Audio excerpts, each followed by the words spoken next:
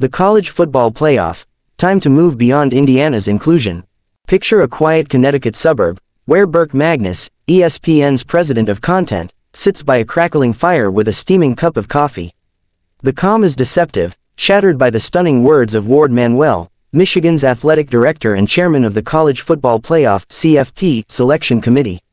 Manuel's statement, delivered during one of the most pivotal weekends in college football, cast a shadow over the upcoming reveal of the expanded 12-team CFP. In one fell swoop, Manuel diminished the significance of championship week with his remarks. Those who are not playing during championship week, we will not adjust those teams. They don't have another data point, obviously. But is it obvious? Not at all. The Ole Miss case, overlooked and undervalued.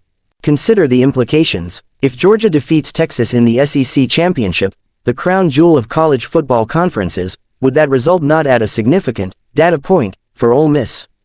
Ole Miss, stranded at number 13, has a compelling case.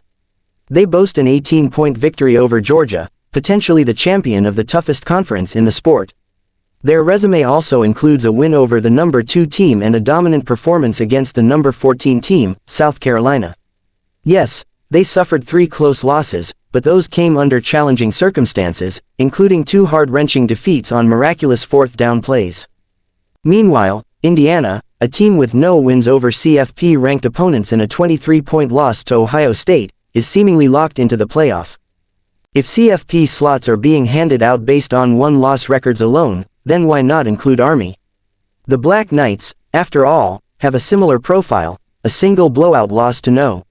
For Notre Dame and a dominant average margin of victory. The difference: Indiana benefits from a significantly weaker schedule than Ole Miss, yet receives a golden ticket to the postseason. The 12-team CFP, a system in need of overhaul. The expanded CFP promised to address inequities in the playoff system. Yet here we are, potentially rewarding Indiana for its unremarkable path. What message does this send? That an easier schedule trumps competitive victories against elite teams. The stakes are too high for such leniency. The 12 playoff spots are precious, and every team should earn its place by facing, and conquering, formidable opponents. Indiana's 11-win record is a product of its favorable schedule, not an indicator of dominance. This is the same Indiana that was bypassed in 2020 when the Big Ten adjusted its rules to favor Ohio State. The Buckeyes went on to win the conference and advance to the national championship game. Indiana, meanwhile, fell to a mediocre Ole Miss team in the Outback Bowl. The need for a fairer CFP system. This isn't about Indiana, it's about accountability. The selection committee's role is to evaluate teams holistically.